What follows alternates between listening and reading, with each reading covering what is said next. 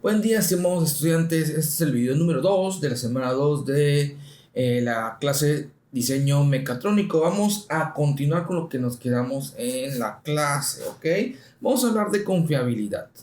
La medida estadística de probabilidad para que un elemento mecánico no falle en el servicio se llama confiabilidad de ese elemento. En estos días de mayor número de demandas por responsabilidades legales y la necesidad de cumplir con los reglamentos establecidos por las agencias gubernamentales, es muy importante que el diseñador y el fabricante conozcan su responsabilidad legal, así como ya habíamos comentado, con respecto al producto. El método de confiabilidad de diseño es donde se conoce o se determina la distribución de los esfuerzos y de las resistencias. Después de esto se relacionan los dos objetos con objeto de lograr un índice de éxito aceptable. Y es aquí donde nosotros utilizamos lo que es la confiabilidad de ese elemento. La confiabilidad, nosotros para este caso vamos a decirle que es un elemento o vamos a conocerlo como R, ok, una R. Y puede expresarse mediante un número que tiene un intervalo que va desde 0, ok, menor o igual a 1, ok. Una confiabilidad de 0.90 significa que hay una probabilidad que sea del 90%, ¿ok? Del 90% de que la parte realice una función adecuada sin falla, ¿ok? Entonces, la confiabilidad me va a decir qué porcentaje es que el objeto, el diseño, la parte, la pieza realice su función y no haya falla en toda su vida, su tiempo de vida. La falla de 6 partes de cada 1000 piezas, si yo agarro una muestra y de esa muestra 6 partes de 1000 presenta una falla, entonces se podría considerar un índice de falla aceptable para una cierta clase de productos, lo que representa una confiabilidad que vamos a calcularlo. Decimos que R, o sea, la confiabilidad va a ser igual a 1, que sería el 100%, menos la cantidad de piezas falladas entre el número total de piezas de la muestra en este caso. ¿Ok? Entonces, esto me queda aproximadamente 0.994. ¿Ok? Eso sería un 99.4% confiable. 6 piezas falladas de 1000 es un éxito grandísimo. Un 99% y un poquito más de confiabilidad tenemos. ¿Ok? Entonces, pero aquí entra lo que decimos que no hay que estar 100% seguro, porque a lo mejor de todo el lote supongamos que aquí agarramos una muestra de 1000, pero tenemos un lote que vamos a disparar 10,000, el cálculo de la falla puede aumentar, ¿no? Puede aumentar y tal vez a alguien, algún usuario, le toque esa pieza fallada, ¿no? Pero por lo general, cuando se agarra una muestra calculada y obtenemos ese porcentaje, estamos casi asegurando que nuestro producto no va a tener falla alguna, ¿ok? Según el método de confiabilidad de diseño, la tarea del diseñador consiste en hacer una selección sensata de materiales, procesos y dimensiones para lograr un objetivo específico de confiabilidad. De esta manera, si el objetivo de confiabilidad es del 99.4%, como se indicó, ¿qué combinación de materiales, procesos y dimensiones es necesaria para cumplir este objetivo? Los análisis que permiten realizar una evaluación de confiabilidad traducen incertidumbres o sus estimaciones en parámetros que describen la situación. Las variables estocásticas, que así se llaman, como el esfuerzo, la resistencia, la carga o el tamaño, se describen en términos de sus medidas, su desviación estándar y sus distribuciones. Aquí entramos un poco a lo que es las estadísticas, ¿ok? Las estadísticas. porque estamos viendo lo que son desviaciones estándar, la distribución es normal, binomial, Poisson, etcétera, que tenga una campana de Gauss establecida entre los parámetros y todo esto, ¿no? Si se producen congruentes de bola por medio de un proceso de manufactura en el cual se crea una distribución de diámetros, se puede decir cuando se escoge una bola qué incertidumbre existe en su tamaño. Si se desea considerar el peso o el momento de inercia en el rodamiento, dicha incertidumbre se considera que se propaga a nuestro conocimiento del peso o la inercia. Hay modos de estimar los parámetros estadísticos que describen el peso y la inercia, con base en lo que describe el tamaño y la densidad. Tales métodos se llaman de diversas formas, como propagación del error, propagación de la incertidumbre o propagación de la distribución y dispersión. Estos métodos son parte integral de la tarea de análisis o síntesis cuando está implícita la probabilidad de falla, ¿ok? Entonces tenemos nosotros algo que va a ser variables estocásticas que muchas veces van a ser por experiencia, como aquí menciona, sobre un peso. Si nosotros tenemos un elemento y más o menos tenemos el cálculo del peso por nuestra experiencia, entonces podemos determinar que está correcto. Pero va a haber ciertos estudios que me van a determinar el peso exacto. Por ejemplo, básico, una báscula, pesar el objeto para que tenga yo el peso exacto del objeto, ¿ok? Para que no presente fallas. Pero hay estudios más especializados para eso: propagación de error, propagación de incertidumbre, propagación de distribución y dispersión, ¿ok?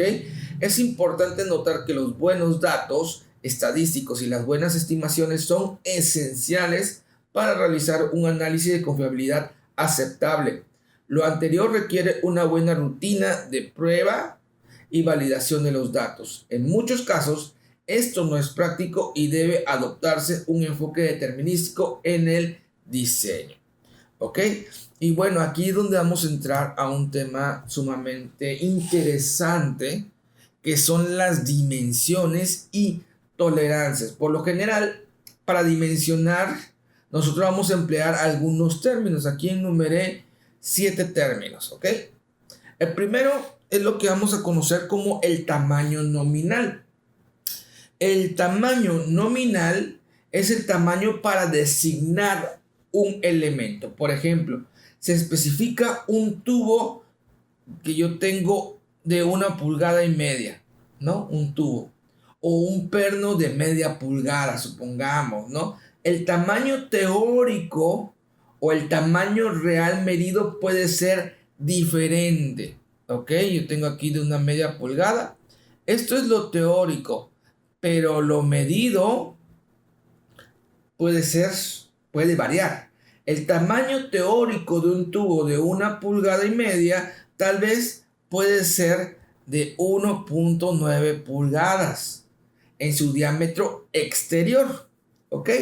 Y el diámetro del perno de 1/2 de pulgada en realidad podría medir 0,492 pulgadas. Y aquí es donde entran las tolerancias, ¿no? ¿Qué tan tolerante es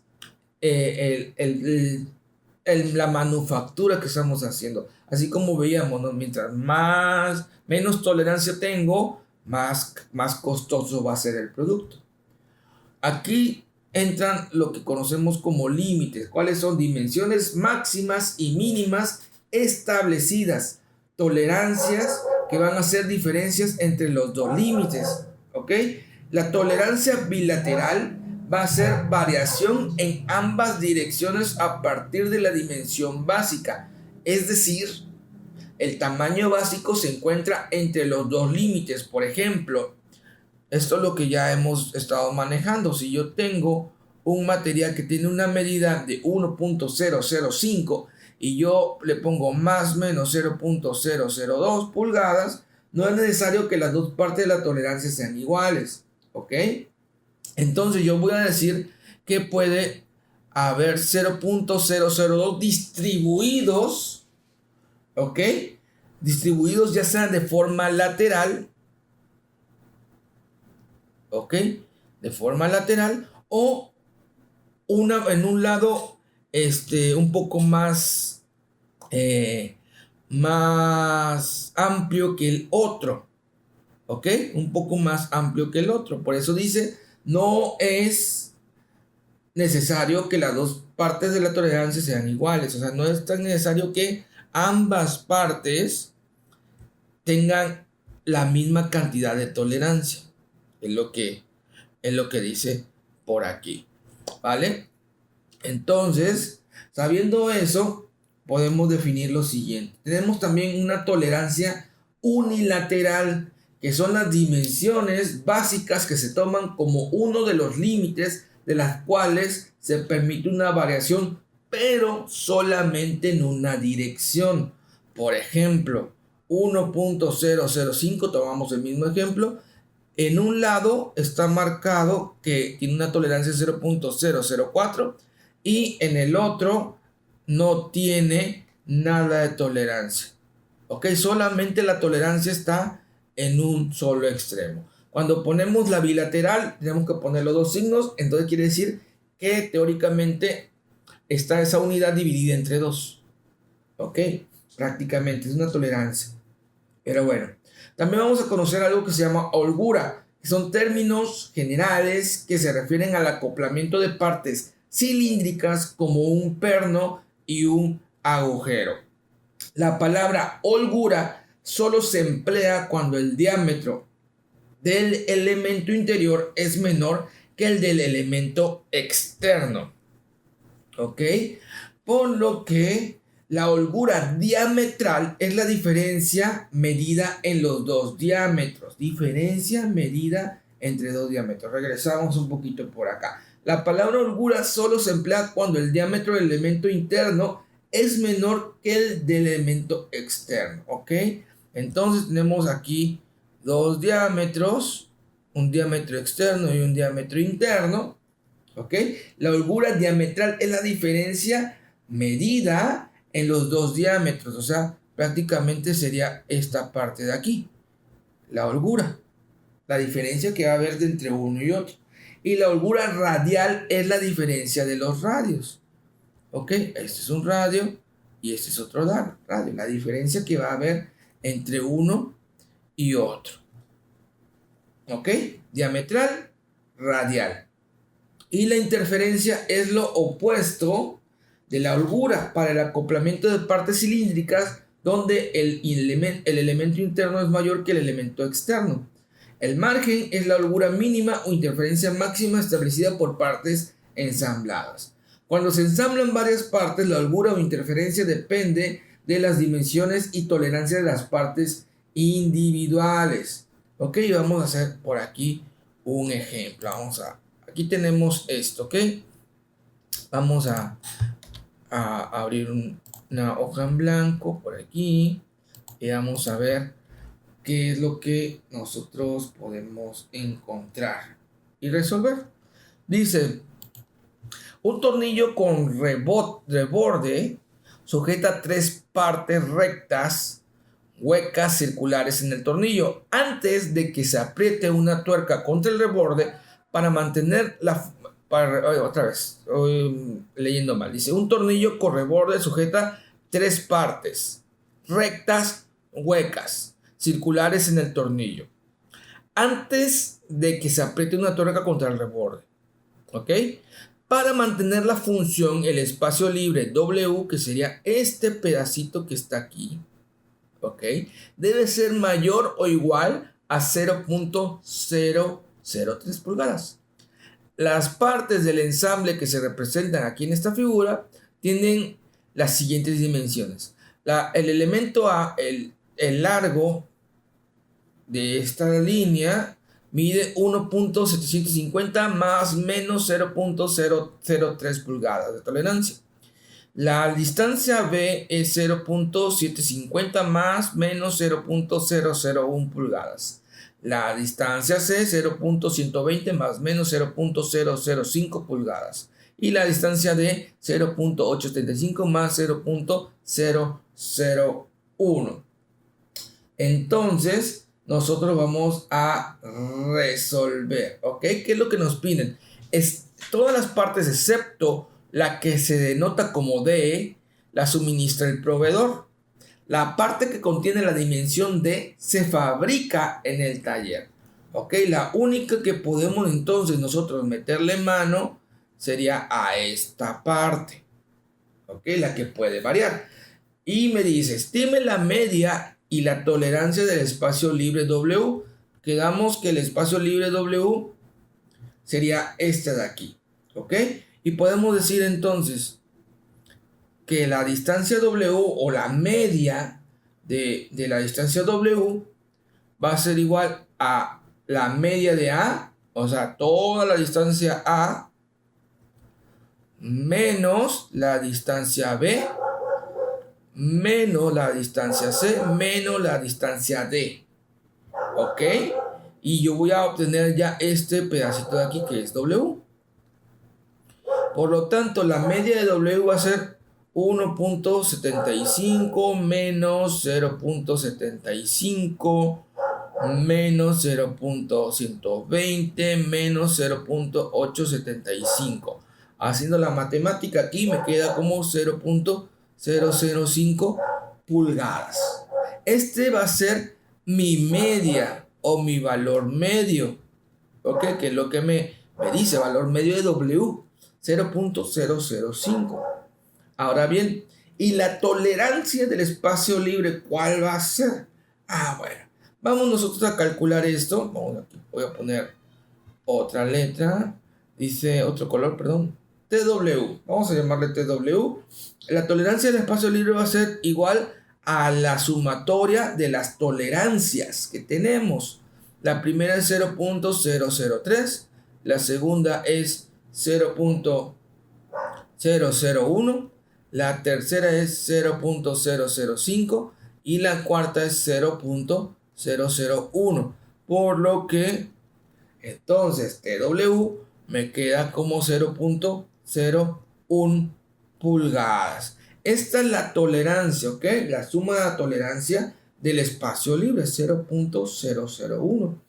Por lo tanto, ¿cuánto puede medir el elemento W, el espacio W? ¿Cuánto puede medir realmente con esta tolerancia?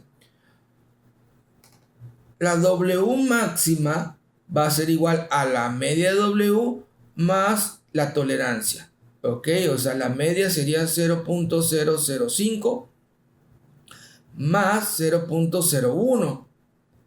Esto quedaría como 0.015 pulgadas. Es la abertura máxima que podemos tener. Pero también vamos a tener una W mínima, que va a ser la W media menos TW. Ok, aquí sería 0.005 menos 0.01. Y aquí tenemos que esto pues sería negativo, ¿no? Menos 0.005 pulgadas. Quiere decir que la W mínima puede ser 0, ¿no? Puede ser 0, va a ser 0. No puede haber una distancia negativa, ¿no? Pero tenemos una W máxima que sería 0.015 pulgadas. ¿Ok? Entonces ya respondimos esta parte y tenemos la medida de W máximo, lo que puede medir de forma máxima. Y me piden cuál valor básico de D asegurará que W sea mayor o igual que 0.3 que tenemos aquí. Nos acordamos que W es lo que el taller va a fabricar, ¿ok? Lo que el taller va a fabricar. Entonces, al fabricar, nosotros podemos ajustar para que esa pieza quede con la holgura de W y el espacio quede preciso, ¿no? ¿Cuánto debe medir para que W sea mayor o igual de 0.003? ¿Ok? Ya sabemos que W puede llegar a ser 0.015. Bueno, vamos a ver. Yo tengo entonces una W mínima que me lo da ya la situación, 0.003 pulgadas. ¿Ok? Entonces, la W media va a ser igual a la W mínima más la tolerancia que yo encontré, 0.003 más 0.01. Esto me queda como 0.013 pulgadas. Ok. Entonces, esta va a ser la nueva media de W, el valor medio. Sacando el valor medio de D va a ser igual a el valor medio de A menos el valor medio de B menos el valor medio de C menos el valor medio de W, y así obtenemos el valor de D. Sería 1.75 menos 0.75 menos 0.120 menos 0.013, y esto me queda como 0.867 pulgadas. ¿Ok? Ese 0.867 pulgadas sería el valor básico. ¿Ok? El valor básico para asegurar que yo tengo este valor. Puede ser más pequeño, sí, porque entre más pequeño sea el valor de D, este valor W va a ir creciendo. Entonces, el valor máximo, por decirlo de alguna manera, que puede tener esta distancia D es de 0.867. ¿Ok? 0.867. Y aquí lo tenemos de 0.875. Entonces, tendríamos nosotros que recortarlo o hacerlo más pequeño, o 0.008 pulgadas, para que alcancemos el valor con la tolerancia y el tamaño de W que requeremos. ¿Vale? Bueno, vamos a dejar este video hasta aquí. Si puedes leer sobre grados de libertad, que es lo que vamos a comenzar la próxima clase, sería mejor para ir comentando y entrando en ese tema que está sumamente interesante, y vamos a ver otras cositas por ahí. ¿Ok? Nos vemos en la clase. Hasta luego.